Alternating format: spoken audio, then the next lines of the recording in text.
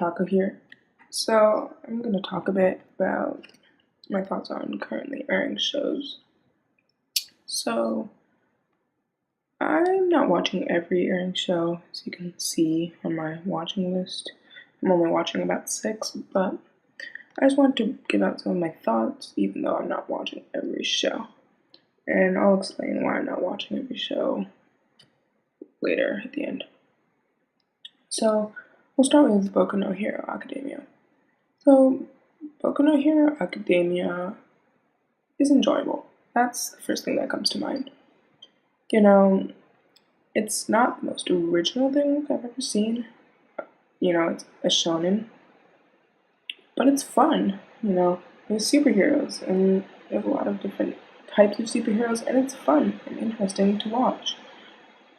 And, you know, while it's not the most, innovative show, the characters are fun. Like the normal, you get to see this kid, kind of starting from the bottom of the totem pole, and he starts to work his way up, and his rivals, and he has his, you know, hero that he just strives to be, and he like gets superpowers, and it's how he, starts to adapt to those superpowers, and how he shows everyone that he's actually strong, and how he can be a hero, and so we've all heard that type of story before. There's a ton of them. But it's fun. It really is just fun. And I would recommend giving it a spin. Again, don't go into it looking for anything super inventive, but it's just fun. And you get to see action and battles and explosions and lots of different powers and weird costumes and stuff and cool characters. The main character is generic, but he's fun and you can empathize with him a little. And it's good. Not amazing, but it's good. Next on my list is Bungo Stray Dogs. So, Stray Dogs is an interesting show. On the surface, it's just another, kind of show where this guy discovers he has superpowers and he goes and he takes down criminals, kind of. And he's kind of wimpy, and that's that. And there's also, again, like Boku no Hero Academia, there's a lot of shows like that. But what's so interesting about Bungo Stray Dogs is how it has this influence from literature. And so I had to look this up. I had to use some Google to help me with this, but it turns out that a lot of the characters are based off prominent literary figures in Japan. And this is unique, and if you don't know a lot about Japanese culture, you might not get all of the ideas it's trying to give. I definitely had to use Google, but I think once you start to understand some of the references, it's really interesting. So, if you don't know what I'm talking about, some of these references, the characters are based off either the authors or some of the books that they've written. And so, like, some of their superpowers are based off what some of these authors have written. And I think it's actually a really cool touch. You might have to use some Google, though. So, it's not, it might take some work to totally understand it, but it's interesting if you look into it. And the other thing is, it's actually surprisingly funny. I wasn't expecting it to be a funny show, but I'm actually watching it more because it's funny instead of that it's really the story so intriguing. It's more just funny to me. Like there's some weird sense of comedy that I just enjoy about it, and I like the characters. The characters are fun, and possibly because they're based off these literary figures.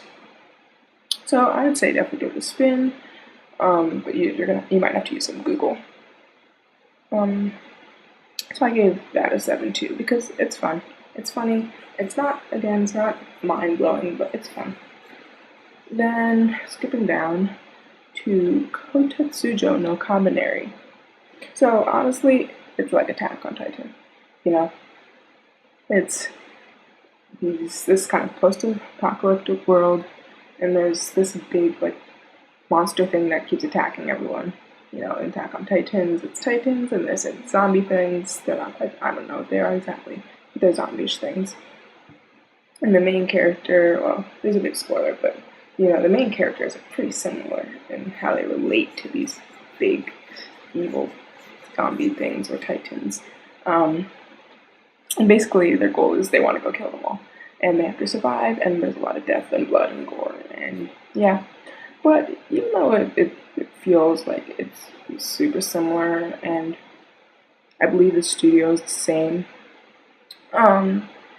this is actually, it's interesting. I mean, it's not innovative, that's why I only gave it a 7, because it's like Attack on Titan, but it's interesting to watch, I guess, and I'm enjoying it, so I gave it a 7. But if you watch Attack on Titan, you'll find it pretty similar. So, but there's trains, so trains are cool, I guess. Not much else to say about it.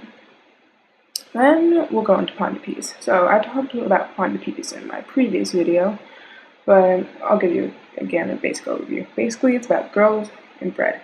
It's 3-minute shorts, and that's basically it. The characters are meh, the plot is pretty non-existent, the art style, whatever, but it's fun.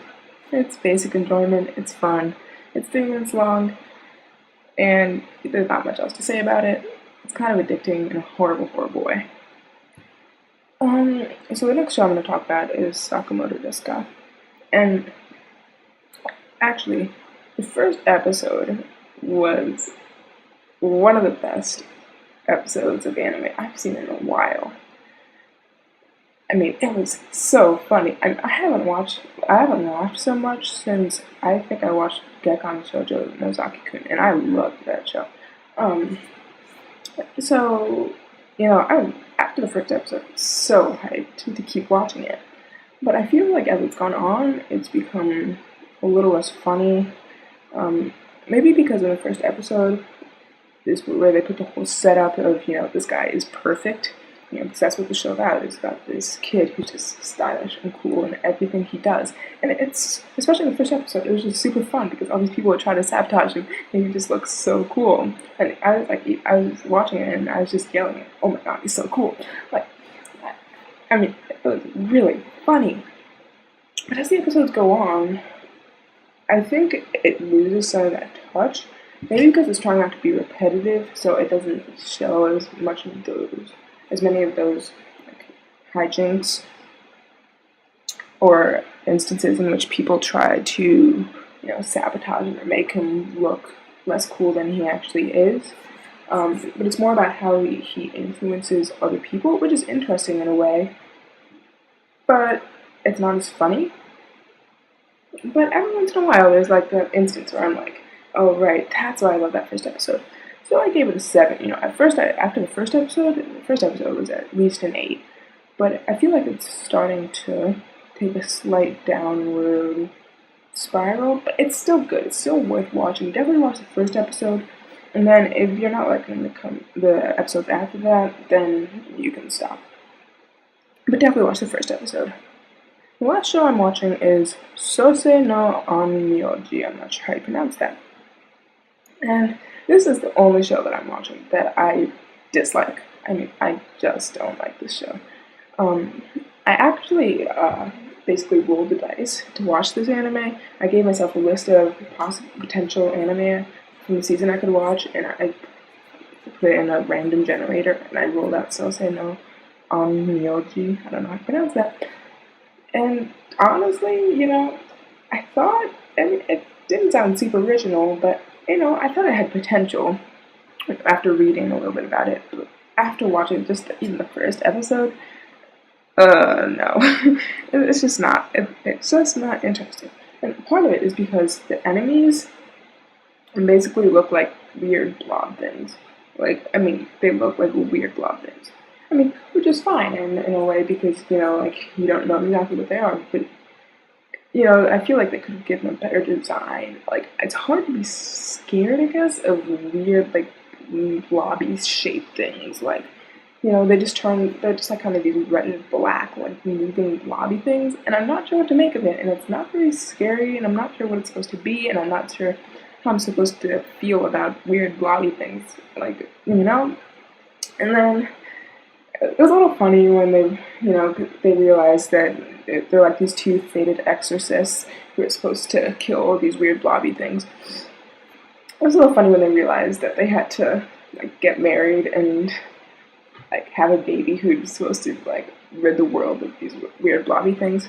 But and so I found that a little funny, but there's no real focus on that aspect. I feel like the aspect of course, developing the characters, but I just can't see how it's going to play into the story because there's nothing in this show. There's no way I can see it getting in a good romantic feel, and and just having a baby, it doesn't fit into the type of shonen-ish, I don't even know if shonen, but just type of story it is. And it feels a little awkward to me, but also, A, some of the dialogue is pretty bad, and B, the characters are just meh. I mean, you have like the main character, the main dude character, who won't do any exorcist stuff because he's had a traumatic past, and it's him like learning to finally come back to his exorcist stuff and fulfill his destiny and whatever crap. And then there's the girl who's like calm, cool, and collected and chops shit up, and that makes life easy. And they're supposed to have this fated baby, and that's great, but I can't connect with anyone. It's just there's nothing that interesting about it. Like, I don't know. I mean, there's nothing that's so horrible about it, but there's just nothing good about it. And there's weird blobby things, and the characters, I can't really relate to them well. None of them are super intriguing or interesting or different, And the opening is horrible. Like, the tune, I don't know if it's only me, but the tune is horrible. Let me just put that out there. And it's really not that great. The story is just not that great either. And I can predict everything that's gonna happen. And yeah, I'm just not feeling it. So that's it for the shows I'm watching. As for the shows I'm not watching, I'll just cover about 3. So I'm not watching ReZero, which is one of the really big anime this season, and I might actually start it, I just never got around to it. But it sounds like one of those time travel anime, and I already watched Erased, and I'll put my opinions on Erased in another video, even though that whole thing has kind of died down. But, I'm not sure I'm ready for another time travel thing, and I don't know, I just haven't gotten around to it. There's also Kiznaiver, also haven't gotten around to it. The synopsis didn't intrigue me at first, so I never started watching it. I just haven't had the time to catch up. And then Joker Game, which was the idea is actually very interesting. I like those sort of like psychological mind game shows. I just haven't gotten to it though. So those are 3 potential anime that I may possibly start watching at a later time.